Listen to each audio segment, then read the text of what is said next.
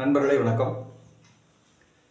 இன்றைய பதிவில் இந்த அட்சயை திருதியை அப்படின்னு சொல்கிறாங்க இல்லையா, அப்படின்னா என்ன, அந்த அன்னைக்கு நம்ம என்ன செய்யணும் அப்படிங்கிறத பற்றி இப்போ நம்ம இந்த காணொலியில் பார்ப்போம். அக்ஷய அப்படின்னாவே உங்களுக்கு எல்லாத்துக்கும் தெரியும். அட்சய பாத்திரம் அப்படின்னா ஒரு வற்றாத பாத்திரம் அப்படின்னு சொல்கிறாங்க இல்லையா, அது மாதிரி இந்த அக்ஷய அப்படின்னா நமக்கு அல்ல குறையாத அப்படிங்கிற ஒரு அர்த்தத்தில் எடுத்துக்கலாம். திருதியை அப்படின்னு சொல்லி பார்த்தீங்கன்னா இது ஒரு திதி இல்லைங்களா, 15 நாளுக்கு ஒரு முறை சுழற்சியாக வரக்கூடிய ஒரு திதியைத்தான் நம்ம திருதியைன்னு சொல்கிறோம். இந்த அட்சய திருதியை என்னைக்கு வருது அப்படின்னா எல்லா வருஷமும் ஒரு குறிப்பிட்ட காலகட்டத்தில் தான் வருது.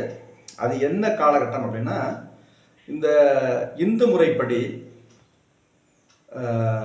சித்திரை மாதம் வருது இல்லைங்களா, அந்த சித்திரை மாதத்தில் எப்போ வளர்பிறை அமாவாசை வருதோ அந்த அமாவாசையை அடுத்து 3வது நாள் வருது இல்லைங்களா, அந்த நாளை தான் நம்ம அட்சய திருதியை அப்படின்னு சொல்கிறோம்.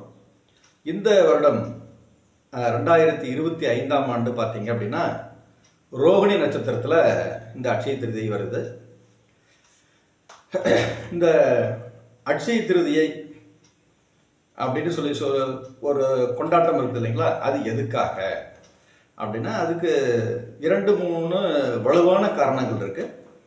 அதில் பார்த்தீங்கன்னா முனிவர் பரசுராமன் அப்படின்னு ஒரு முனிவர் இருக்கார், அவருடைய பிறந்த நாள் இந்த அட்சய திருதியை.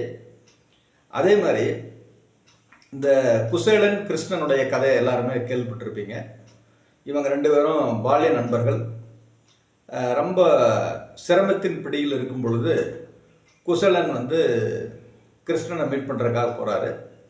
அவர்கிட்ட கொஞ்சம் பண உதவி வேணும் அப்படின்னு உதவி கேட்குறதுக்காக போகிறாரு. அப்படி போகும்போது கிருஷ்ணனுக்கு பிடித்த அவள் எடுத்துகிட்டு போகிறார் இல்லையா, அந்த உதவி கேட்ட நாள் கிருஷ்ணர்கிட்ட எதுன்னு பார்த்தீங்கன்னா இந்த அட்சய திருதியை நாள்.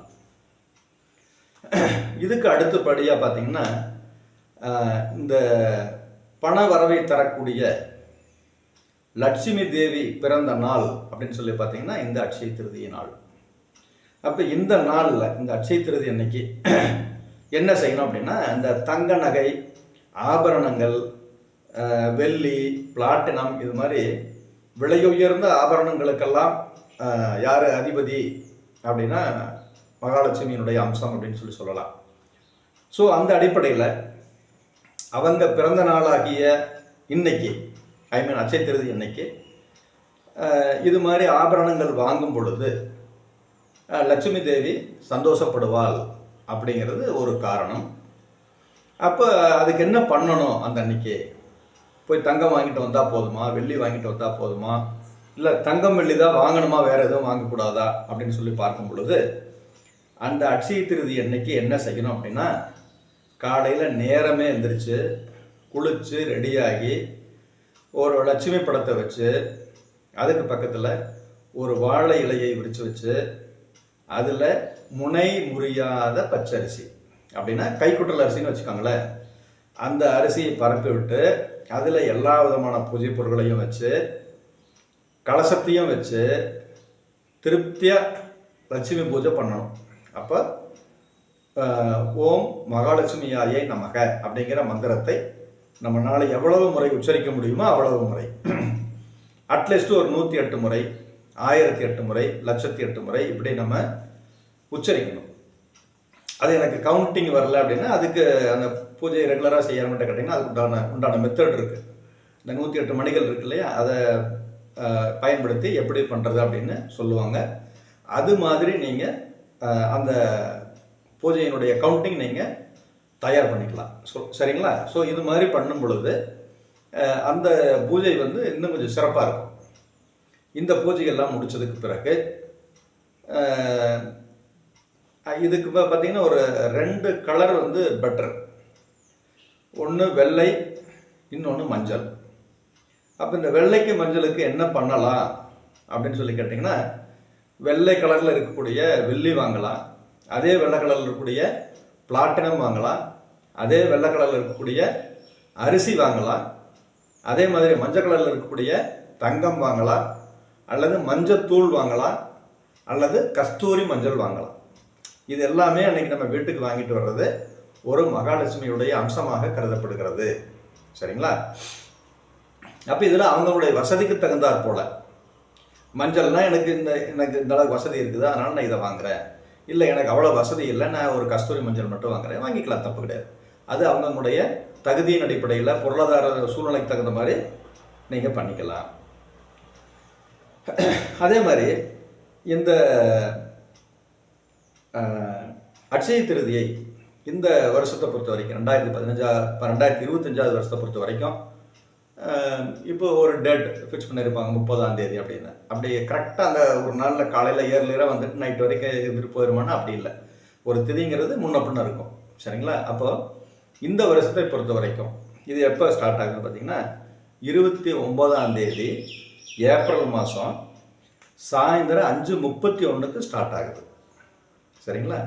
அதே மாதிரி முடிகிறது பார்த்தீங்கன்னா ஏப்ரல் 30ஆம் தேதி இந்த 2025 வருஷம் மதியம் 2:12 இந்த அட்சய திருதி டைம் வந்து முடியுது. ஸோ இப்படி ஒரு கால்குலேஷன் இருக்கு. அப்போது இதில் வேறு என்ன மாதிரி எல்லாம் நம்ம இந்த நாளை வந்து சிந்திக்கலாம், இந்த நாளை எப்படி எந்த வகையில் நமக்கு பயன்படுத்திக்கலாம் அப்படின்னு சொல்லி பார்த்தீங்கன்னா, இதெல்லாம் நம்ம ஒரு பக்கம் பர்ச்சேஸ் பண்ணுறது இல்லாமல் நம்ம சில பொருட்களை தானமாக கொடுக்கறது மூலமாகவும் இந்த அட்சய திருதியை வந்து நம்ம கொண்டாட முடியும். நமக்கு மகாலட்சுமியுடைய ஒரு கடாட்சத்தை உருவாக்கிக்க முடியும். அது எப்படின்னு சொல்லி பார்த்தீங்கன்னா, தானம் கொடுத்தல் 2 விதமாக நம்ம தானம் கொடுக்கலாம். ஏற்கனவே சொன்னோம் வெள்ளை மஞ்சள் அப்படின்னு, இல்லைங்களா?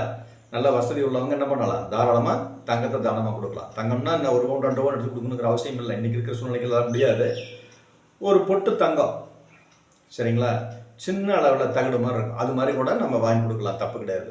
அது அவங்களுடைய வசதியை பொறுத்து இருக்குது. அதே மாதிரி வெள்ளியில் சின்ன சின்ன காயின் இருக்கு இல்லைங்களா, 1 கிராம் 2 கிராம் 3 கிராம் 5 கிராம் இந்த மாதிரி காயின்ஸ் இருக்குது, அது மாதிரி கூட நம்ம வாங்கி தரலாம். அல்லது விருப்பப்பட்டவங்களுக்கு ஒரு ரிங்கு வாங்கி கொடுக்கலாம், அது மாதிரி கூட செய்யலாம். இல்லை சார் எனக்கு அவ்வளோ வசதி வாய்ப்பு பத்தாது அப்படின்னா வசதி இல்லாதவங்களுக்கு நீங்கள் அரிசி வாங்கி கொடுங்க, தப்பு கிடையாது, அதுவும் நல்ல விஷயம்தான். அதே மாதிரி மஞ்சள் தூள் வாங்கி கொடுங்க, அது தப்பு இல்லை.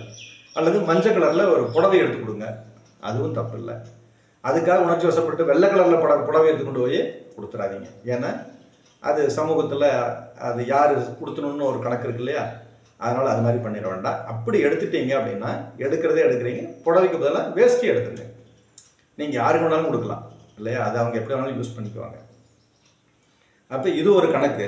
இந்த வெள்ளை அல்லது மஞ்சளில் நம்ம தானம் பண்ணுறது. இது இல்லாமல் நான் ராசிப்படி பண்ணுறேன் சார் அப்படின்னா அப்படியும் பண்ணலாம். உங்களுடைய ராசி என்னவோ, இப்போ உதாரணத்துக்கு மேஷ ராசின்னு வைங்களேன். அப்போ மேஷத்துக்கு உரிய கிரகம் எது, செவ்வாய். அப்போ செவ்வாய்க்குரிய கலர் எது, சிவப்பு. அப்போ சிவப்பு கலரில் ஒரு ட்ரெஸ் எடுத்து நீங்கள் தானமாக கொடுக்கலாம். அதே மாதிரி ரிஷப ராசிக்காரர்கள், அவங்களுக்கு அதிபதி யார், சுக்கிரன். அப்போ சுக்கிரனுக்கு உரிய கலர் எது, வெள்ளை. அவங்க தாராளமாக வெள்ளையில் கொடுக்கலாம். இல்லை சார் நான் வந்து மேஷம் ரிஷபம் மிதுனம் சார், மிதுன ராசிக்காரன் சார், ஒன்றும் தப்பு இல்லை. மிதுனத்திற்குரிய கிரகம் எது, புதன். புதனுக்குரிய கலர் என்ன, பச்சை. ஸோ நீங்கள் பச்சை கலரில் ஒரு ட்ரெஸ் எடுத்து ஒருத்தருக்கு தானமாக கொடுக்கலாம். அடுத்தது கடகம். கடகத்துக்கு யார், சந்திரன். சந்திரனுக்குரிய கலரு வெள்ளை. ஸோ நீங்கள் வெள்ளை கலர் எடுத்து கொடுக்கலாம். சரிங்களா? இந்த மாதிரி ஒவ்வொரு வீட்டுக்கு வந்து ஒவ்வொன்று இருக்குது. இப்போ அதை கூட நம்மளுக்கு சொல்லிடுறேன். இப்போ சிம்மம்னு எடுத்துக்காங்களே, சிம்மத்துக்கு சூரியன், சூரியனுக்கு வெள்ளை. அதுக்கு அடுத்தது கன்னி, கன்னிக்கு புதன் பச்சை. அதுக்கப்புறம் துலாம், துலாத்துக்கு சுக்கிரன், சுக்கிரனுக்கு வெள்ளை. அதுக்கப்புறம் விருச்சிகம், விருச்சிகத்துக்கு செவ்வாய், செவ்வாய்க்கு சிவப்பு. அதுக்கப்புறம் தனுசு, தனுசுக்கு குரு. ஸோ குருவுக்கு உரிய கலர் பார்த்தீங்கன்னா மஞ்சள். சரிங்களா? அடுத்த 2 வீடு சனி, மகரம் கும்பம்.